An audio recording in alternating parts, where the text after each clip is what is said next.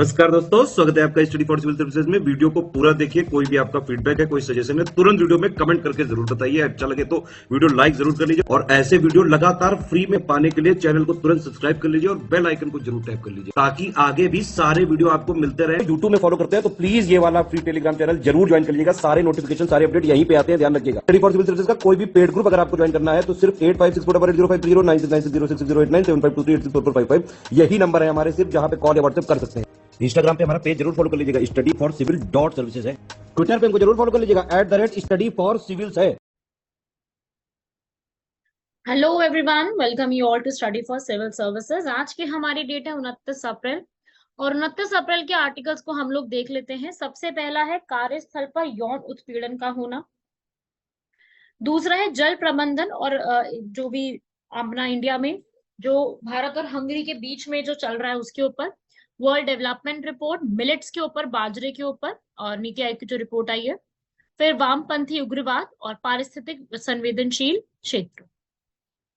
सबसे पहला आर्टिकल है सेक्सुअल हरासमेंट जो वर्क प्लेस पे होती है, कार्यस्थल पे। एक्चुअली में अभी जो हमारे भारत की 7 विमेन रेसलर्स है, महिला पहलवान है, उन्होंने यहाँ पर जो है यौन उत्पीड़न की, सेक्सुअल हरासमेंट के जो है कुछ केसेस को दर्ज किया है, बहुत ही गंभीर केसेस को। और इन आरोपों ने कार्यस्थल पर महिलाओं की सुरक्षा और अधिकारों की ओर ध्यान आकर्षित काफी किया है, ऐसा सुप्रीम कोर्ट का कहना। देखिए क्या होता है कि यौन उत्पीड़न क्या होता है। यौन उत्पीड़न एक तरीके से कोई भी अवांछित यौन जो कि आपको मौखिक हो सकता है, मौखिक दुर्व्यवहार से लेके बलात्कार सहित यौन शोषण और मामले जैसे गंभीर अपराध तक उसमें शामिल हो सकते हैं। इसके लिए सरकार ने 2013 में एक एक्ट पास किया था जिसमें से ये बताया गया है यौन उत्पीड़न क्या होता है। जबरदस्ती अगर किसी के साथ शारीरिक संपर्क या संपर्क बनाने की चेष्टा करना, यौन संबंध बनाने की मांग करना, अनुरोध करना, या फिर यौन संबंधी कुछ टिप्पणियां पास करना, कमेंट होते हैं ना कुछ इस तरीके के, अश्लीलता दिखाना, या फिर कोई भी ऐसा कार्य करना जो कि शारीरिक, मौखिक या गैर मौखिक रूप से आपका गलत आचरण को जो है वो डिस्प्ले कर रहा है। तो इस प्रकार की चीजों को हम लोग किस में इंक्लूड करते हैं? सेक्सुअल हरासमेंट में। सेक्सुअल हरासमेंट वर्क प्लेस पर कोई भी ऐसा बिहेवियर हो सकता है जिसका उद्देश्य जो है वो अनुचित रूप से एक तरीके से एक व्यक्ति को डराना, उसके कार्य में हस्तक्षेप करना, अपमानजनक कार्य करने की कोशिश करना। और वर्क प्लेस क्या होती है? जहां पे रोज इंसान जो है, कोई भी व्यक्ति जो है अपना काम करने के लिए यात्रा करके वहां पे पहुंचता है। ठीक है, तो ये एक ऑर्गेनाइज, अनऑर्गेनाइज कोई भी हो सकता है। तो अभी क्या होता है ना कि अगर ऐसी चीजें बढ़ जाती है तो आप सभी लोग महसूस कर सकते हैं, जो यहाँ पे ये वीडियो, लड़कियां मेरी वीडियो ये सुन रही हैं वो ज्यादा तरीके से समझ सकती हैं, बाकी समझ सब सकते हैं इस चीज को कि ऐसी अगर कोई चीज होती है तो महिलाएं जो है बहुत असुरक्षित महसूस करती हैं, क्योंकि ये एक कोई भी चीज जो है ना, ये आपको काफी सारी चीजें जो है वो प्रॉब्लम कर सकती है, हेल्थ प्रॉब्लम कर सकती है। ठीक है, साथ ही साथ सोना, अपने काम को पूरा पूरा करना, सब में कठिनाई आ सकती है। दिमाग पे प्रेशर तो पड़ता ही है ना। फिर महिला श्रम बल भागीदारी में गिरावट आ जाती है। लोग जो है फिर वो सेफ फील नहीं करते तो वो फिर काम करने के लिए नहीं जाते हैं। ठीक है, तो महिलाओं का आप देख सकते हो 18.6% और मेन का यहाँ पर 55.6%। तो ये एक डिफरेंस आ जाता है। साथ ही साथ 87% ऑफ वुमेन जो है ना वो यहाँ पर कभी ना कभी शिकार होती ही होती है, चाहे वो जिस कंपनी ने हायर किया उस कंपनी के द्वारा शिकार हो, वहां के मैनेजर से हो, वहां के कोई और कलीग से हो, किसी से भी हो जाती है चीजें। राइट। और गरीब पृष्ठभूमि की जो महिलाएं होती है ना उनमें ज्यादा ये चीजें देखी जाती है, क्योंकि वो फिर आगे कुछ इसको कहती नहीं, क्योंकि उनको लगता है कि यार अगर हम कुछ बोलेंगे तो हमारी जॉब चली जाएगी। ये भी प्रॉब्लम है। ठीक है, ऊपर से ये जो है ना एक थोड़ा सा डर रहता है, सस्पेंड हो जाएंगे या कुछ और हो जाएगा, मतलब थोड़ा एक एम्बैरेसमेंट फील हो जाएगी। तो इस तरीके से, और ऊपर से हमारे भारत के बहुत सारे ऐसे लॉज भी नहीं है जो हमें कुछ प्रोटेक्शन प्रोटेक्ट करें। ठीक है, तो यहाँ पर 2015 में भी एक अध्ययन किया गया था, उसके अनुसार 36% भारतीय कंपनी और 25% बहुराष्ट्रीय निगम जो है यहाँ पर कभी उनके लॉज इतने अच्छे नहीं है जो हमें एक प्रोटेक्शन प्रोवाइड कर सके। शक्तिशाली लोग जो है अपने अभियुक्तों को बचाने के लिए डराने धमकाने की रणनीति देते हैं, पैसे खिला के बात करने की खत्म करते हैं। तो ऐसी चीजें बहुत सारी। इससे जुड़ा हुआ एक बहुत बड़ा केस रहा था, बहुत इंपॉर्टेंट है। कहीं भी ऐसा क्वेश्चन आता है कि sexual harassment and work place से जुड़ा हुआ कौन सा केस है, आपको दिमाग में रख लेना है Vishakha versus state of Rajasthan 1997। यहाँ पर एक गाइडलाइंस जारी की थी सुप्रीम कोर्ट ने जिसका नाम है विशाखा गाइडलाइंस। और ये विशाखा गाइडलाइंस किससे जुड़ी हुई है? कभी भी किसी फीमेल का सेक्सुअल हरासमेंट होता है eight their work place, so that हम ये कह सकते हैं कि उसके फंडामेंटल राइट का यहाँ पर वायलेशन। तो उस चीज को बचाने के लिए ये पूरा केस है। और ये जो पूरा केस है ये इसीलिए बनाया, मतलब इस केस में ये जो गाइडलाइंस दी गई है वो इसलिए दी गई थी ताकि हर महिला को यहाँ पर सुरक्षित महसूस कराया जा सके, एक सुरक्षित वातावरण स्थापित कराया जा सके। ठीक है। शी बॉक्स करके भी यहाँ पर एक मैनेजमेंट है। कभी भी आप सब लोग भी मेरी वीडियो सुन रहे हैं, सारी जो भी फीमेल है मेल है, मेल्स है, वो अपनी फीमेल फ्रेंड्स को, अपनी सिस्टर्स को, या उनकी मदर वर्क करती है, या उनकी कोई भी जान पहचान की कलीग है, कुछ भी है, उनको ये जानकारी जरूर दें कि एक शी बॉक्स करके एक ऐसा एक पोर्टल है जिसमें आप अपनी सारी की सारी कंप्लेंट रजिस्टर करवा सकते हो। कभी भी अगर सेक्सुअल हरासमेंट उनके वर्क प्लेस पे होता है तो वहां पर आपको एक शी बॉक्स करके कंप्लेंट रजिस्टर है, तो आप सारा कुछ वहां पे रजिस्ट्रेशन करवा सकते हैं। ठीक है। अब यहाँ पर इसमें काफी चेंजेस किए हैं एक्ट में, ताकि इसको और ज्यादा बेटर बनाया जा सके, इंश्योर किया जा सके। इसके लिए अलग से हमारी national commission for women also, जो कि राष्ट्रीय महिला आयोग है, वो भी बनाया गया ताकि महिलाओं के लिए जो है महिलाएं ही प्रॉपर तरीके से समझ सकती है। तो वो एक प्रॉपर मैनेजमेंट होना चाहिए। और साथ ही साथ सबसे बड़ी बात पता है क्या है? आपको इस एक्ट की जानकारी होनी चाहिए। जब तक इस एक्ट की जानकारी नहीं होगी, how you will be able to do that? तो एक्ट की जानकारी होना बहुत जरूरी। तो मेरे हिसाब से बिल्कुल महिलाओं में जागरूकता बढ़ाने के लिए इस स्कूल और कॉलेज के जो करिकुलम होता है, पाठ्यक्रम, उसमें जरूर जोड़ना चाहिए, ताकि हर व्यक्ति को एटलीस्ट पता तो वो कि है क्या, कि हमें अगर ऐसा कुछ होता तो हमारे पास इसके लिए भी बचाव का एक्ट है कोई। ठीक है। तो ये जरूरी है कि आपको एक अलग तरीके से मिले, एक पता तो चले कि है ऐसा, पर वो हमारे पाठ्यक्रम में कहीं पर है भी नहीं ये चीजें, है ना। तो ये भी आप याद रखिएगा। इस तरीके से एक कंप्लेंट मैनेजमेंट सिस्टम होना चाहिए, एम्प्लॉयमेंट से जुड़ा हुआ, लोकल कंप्लेंट्स रजिस्टर होनी चाहिए, अलग से बजट इसमें आना चाहिए जिसके अंदर ऐसी चीजों को सॉल्व करने के लिए होना चाहिए। इसे पॉश एक्ट भी कहते हैं। पॉश का यहाँ पर मतलब है प्रिवेंशन, प्रोहिबिशन, रिड्रेसल एक्ट पास किया गया था। इसमें जो है अगर कोई भी आपको ऐसा कोई भी टच होता है जो आपको अनवेलकमिंग है, आप नहीं चाहते हैं ये चीज, या कोई ऐसा जोक है, या ऐसा आपसे कोई डिमांड करता है, फेवर की डिमांड करता है, या किसी भी इस तरीके की कंप्लेंट आती है, तो वो आप यहाँ से सॉल्व करवा सकते हो। और ये इंक्वायरी के विदिन आपको जो है वो 90 डेज के विदिन आपको ये पूरा सॉल्व करवा के दिया जाएगा, ऐसा इसमें कहा गया है। बाकी जो है ये काफी अच्छे से वर्क भी करता है। शी बॉक्स हो गया, पॉश एक्ट हो गया, तो याद रखिएगा पॉक्सो एक्ट चिल्ड्रन के साथ जुड़ा हुआ है, पॉश एक्ट फीमेल के से जुड़ा हुआ है। ठीक है।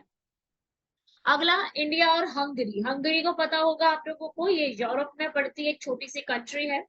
तो इंडिया और हंगरी के बीच में वाटर को लेकर के अभी जो है एक बैठक हुई है।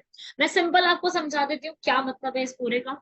इसमें वही है कि भाई जो हमारा ग्राउंड वाटर है उसको हम कैसे इंप्रूव कर सकते हैं, ग्राउंड वाटर का जो इशू है उसको सॉल्व करने के लिए। क्योंकि आप भी जानते हैं कि इंडिया की पॉपुलेशन 142 करोड़ के करीब पहुंच गई है। इतनी बड़ी पॉपुलेशन में सबकी वाटर की रिक्वायरमेंट्स है, तो जरूरी है कि वाटर का मैनेजमेंट भी वैसा ही।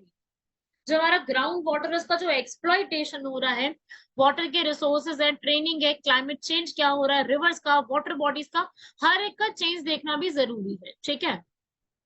तो यहाँ पर एक एमओयू साइन किया गया है हंगरी और इंडिया के बीच में। इंडिया में यहाँ पर जो है जल शक्ति मंत्रालय है, गजेंद्र सिंह शेखावत के अंदर, उनके यहाँ पे साइन किया गया, जिसमें वाटर मैनेजमेंट की प्रैक्टिस को पूरा देखा जाएगा।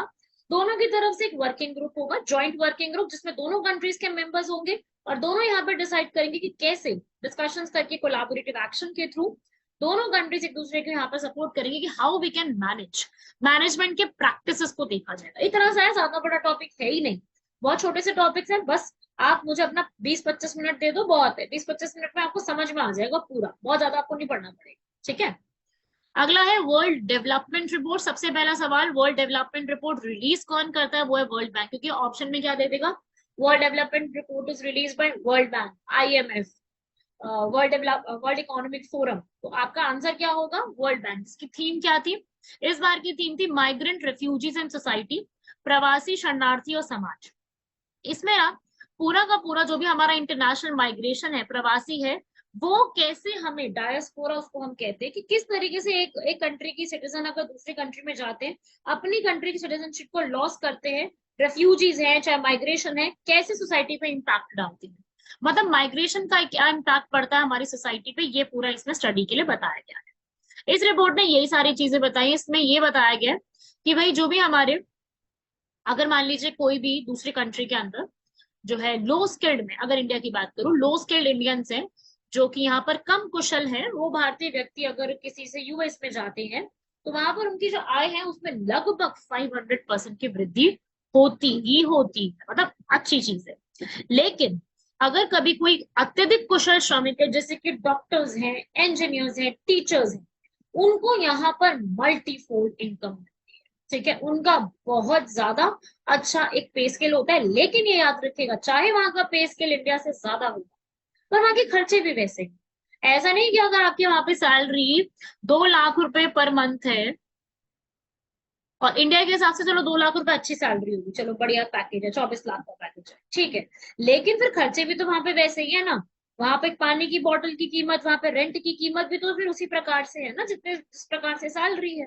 अब इंडिया में उस प्रकार से, इंडिया में सैलरी और खर्चे उस प्रकार से, तो समझ रहे हो ना बात को कि ठीक है चलो सैलरी वहां पे ज्यादा, डेफिनेटली और अर्निंग मोर, खर्चे भी वहां पे वैसे ही, ठीक है भाई। भारत अमेरिका सबसे ज्यादा, भारत बांग्लादेश, भारत जीसीसी, जिसके अंदर सबसे ज्यादा इंडिया के सिटीजन, दुबई, कुवैत, यूएई, यहाँ पे सबसे ज्यादा जो है काम करते हैं। वही अगर मैं बात करूं, वर्ल्ड बैंक जो इस रिपोर्ट को निकालता है, ये Bretton Woods congress 19 conference 1944 USA में हुई थी, उसके तहत जो है आईएमएफ, ये दोनों बनाए गए थे। बेसिकली इसका काम क्या होता है वर्ल्ड बैंक का, ऐसे डेवलपमेंट के लिए लोन देना है, जो भी कंट्री जिसको डेवलपमेंट करनी है अपने देश में उसको लोन देगी। लेकिन आईएमएफ देती है लोन अगर किसी की कंट्री की जो इनकम है ना वो बिल्कुल खराब हो चुकी है, उस समय देगी। तो अब यहाँ पर ये अंतरराष्ट्रीय वित्तीय संस्थान, जिसका उद्देश्य जो है वो ऋण और अनुदान देना होता है, 1944 के ब्रिटेन वुड्स सम्मेलन के तहत जो है आईएमएफ के साथ ही इसको बनाया गया था।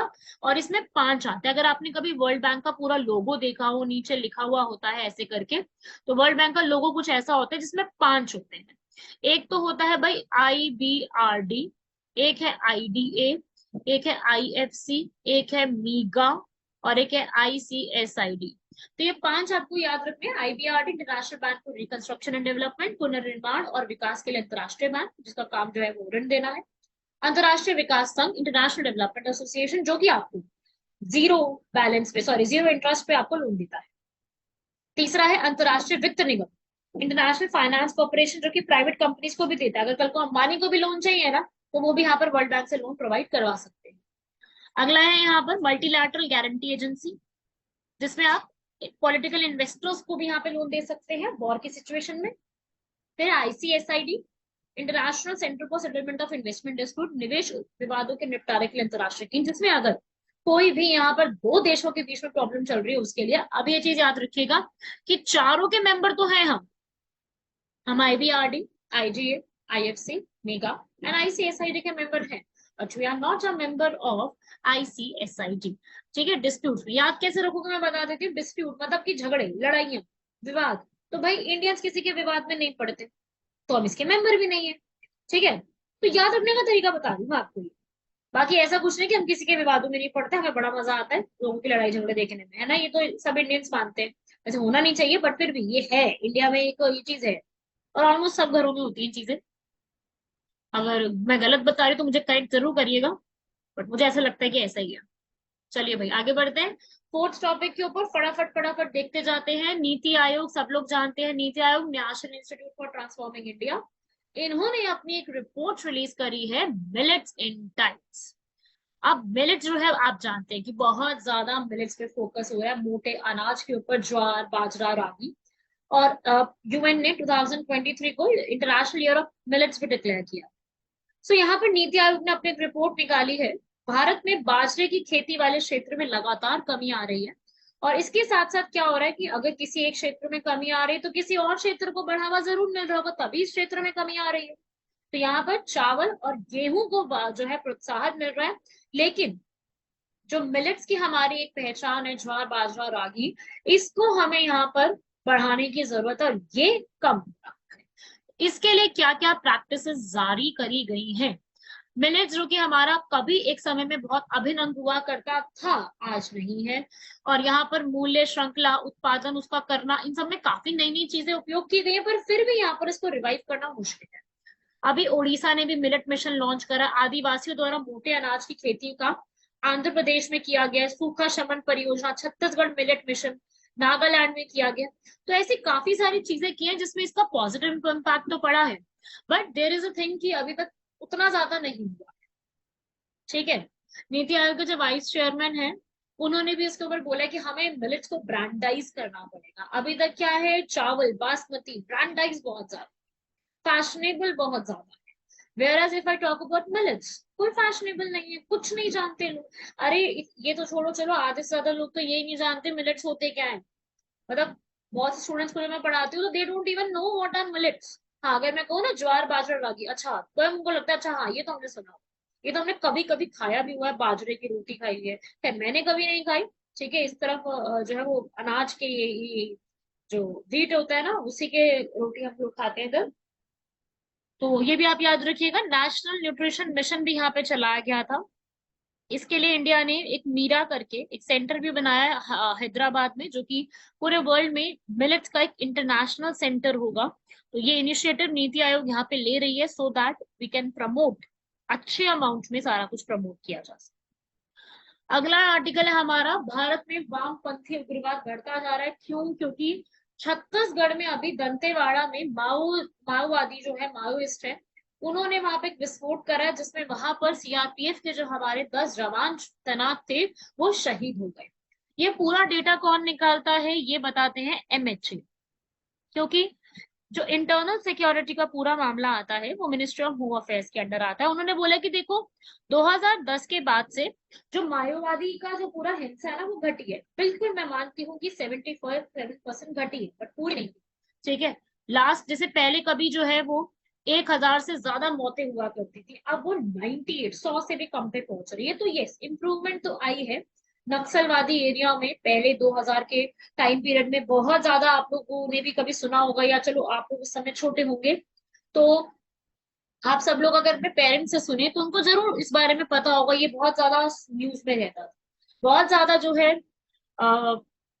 हुआ करता था। ठीक है। आज के टाइम पे एक समय में पहले सबसे ज्यादा उड़ीसा, झारखंड, छत्तीसगढ़, बिहार में बहुत ज्यादा हुआ करते थे, पर आज के समय में आंध्र प्रदेश, तेलंगाना, उड़ीसा, झारखंड, बिहार में अब जीरो होते जा रहे हैं। बट यस, छत्तीसगढ़ में आज भी यहाँ पर माओवादी का आपको जो है वो सिलसिला देखने को मिलेगा। ठीक है। माओवादी आज भी आपको काफी ज्यादा अमाउंट में देखने को मिलेंगे छत्तीसगढ़। ठीक है ना। तो छत्तीसगढ़ में माओवादी का अटैक होना, माओइस्ट का होना, ये बहुत बड़े बड़े अटैक करते हैं। वहां पे जो हमारे सीएपीएफ के जो जवान है वो जो तैनात होते हैं, उनका भी प्रॉब्लम वहां पे देखने को मिलता है। और 168 सिक्योरिटी फोर्सेस है, कई सारे लोगों की जान जाती, इवन बहुत सारे सिविलियंस की भी वहां पे जान है। तो अब वैसे कम हुआ है। अब अगर पूछेंगे कि बाकी जगह कम हो गया तो छत्तीसगढ़ में कम क्यों नहीं हुआ? क्यों? क्योंकि छत्तीसगढ़ में ना बहुत ज्यादा वामपंथी अभी जो है वो है, वहां पे ज्यादा है। ठीक है। सरकार की कोशिश है, सरकार ने अपने जैसे बाकी जगह पे अपने तैनात करे हुए हैं, सारी चीजें की हुई है, ऐसी वहां पर भी करने की कोशिश करी है, बट उसके लिए आज भी जो एक स्टेप्स लिए गए हैं वहां पे कारगर साबित नहीं हो पाए जो होने चाहिए। ठीक है। वहां की लोकल लैंग्वेज को समझना जरूरी है, वहां की लोकल पूरी की पूरी चीजों को समझना काफी बेहद जरूरी बन जाता है। ठीक है।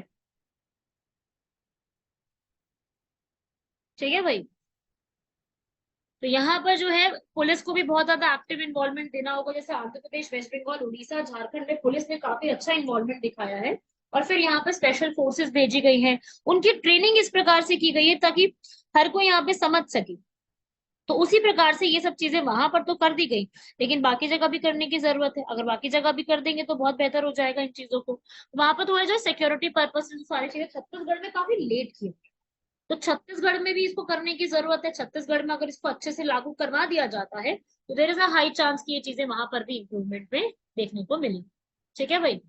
वहां पे थोड़ा सा जैसे एक बस्तर जिला है, वहां वहां पे सिक्योरिटी फोर्सेस का अच्छे से तैनात करने की कोशिश की है, लेकिन उतना ज्यादा कारगर साबित नहीं हो पाया। बेसिक बात ये होता है ना कि यार अगर आप कहीं पर भी इम्प्लीमेंट करवा रहे हो तो वहां पे कारगर साबित भी होनी चाहिए, पर उतना ज्यादा हुआ नहीं है। इन सब चीजों की वजह से वहां पे प्रॉब्लम्स हो रही है। बाकी अगर सरकार की पूरी कोशिश है आगे के लिए भी करने के लिए। आप देख सकते हो यहाँ पर नक्सलवादियों का काफी ज्यादा जो है वो बोलबाला हुआ करता था एक समय में।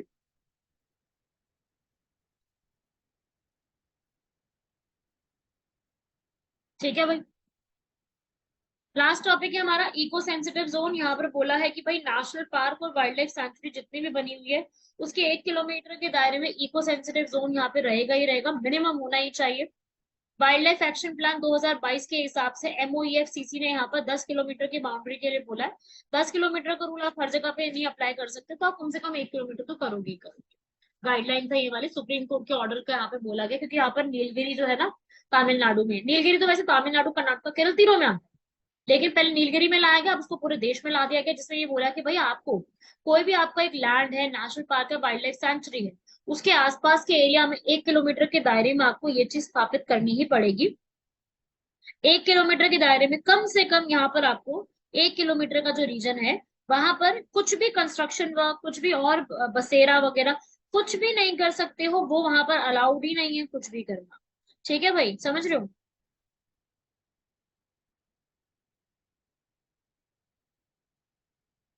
ठीक है भाई, तो इस प्रकार से ये भी याद रखना। वहां पे एक्टिविटीज मना है, जैसे कि कौन सी, देखो इसको। वहां पर माइनिंग करना, पॉल्यूशन के ऊपर देखना, हाइड्रो इलेक्ट्रिक प्रोजेक्ट का होना, होटल रिजॉर्ट का बनना, नेचुरल वाटर केबल का बनना, एग्रीकल्चर टेक्नोलॉजी, पेस्टिसाइड रोड चौड़ा करना, वहां पे रेन वाटर हार्वेस्टिंग करना, चालू कृषि, बागवान की प्रथाएं, वर्षा जल का संचयन करना, जैविक खेती करना, नवीकरणीय ऊर्जा के स्रोतों का उपयोग करना, हरित प्रौद्योगिकी को अपनाना, ये सब चीजें वहां पर प्रोहिबिटेड है, ये सब नहीं होगा। ठीक है, कुछ जगह पे परमिटेड है, कुछ जगह पे यहाँ पे नहीं है, तो ये वही है कि 1 किलोमीटर का दायरा आपको पता होना चाहिए। बाकी आप सभी लोग थोड़ा बहुत जो है वो यहाँ पर ये तो पढ़ के ही जाएंगे कि कितना कितना दायरे में जो है इको सेंसिटिव जोन एरिया कहलाता है। ठीक है भाई, आगे बढ़ते हैं। आज के क्वेश्चंस पे आते हैं। Nano dab. नैनो डैप जो है ये इफको ने स्टार्ट किया है। डैप का मतलब है डाई अमोनियम फॉस्फेट। ये एक तरीके का ऐसा फर्टिलाइजर है जिसके अंदर नाइट्रोजन और फास्फोरस के नैनो पार्टिकल्स, बिल्कुल छोटे छोटे पार्टिकल्स जो है वो शामिल है। ठीक है भाई, और एक बॉटल जो है नैनो डीप डैप की, वो एक पूरे बैग ऑफ कन्वेंशनल डैप के इक्विवेलेंट होती है। तो ये एक तरीके से नैनो डैप करके आप इसकी फुल फॉर्म याद कर लो। इसमें इतना भी बहुत है, अगर आप इसकी फुल फॉर्म भी लर्न कर लोगे उतना भी इसके अंदर इनफ है। ठीक है, अगला है क्वेसार्स। अब ये क्या चीज है? क्वेसार होते क्या है इसको समझ लीजिए। लास्ट आर्टिकल है हमारा आज का।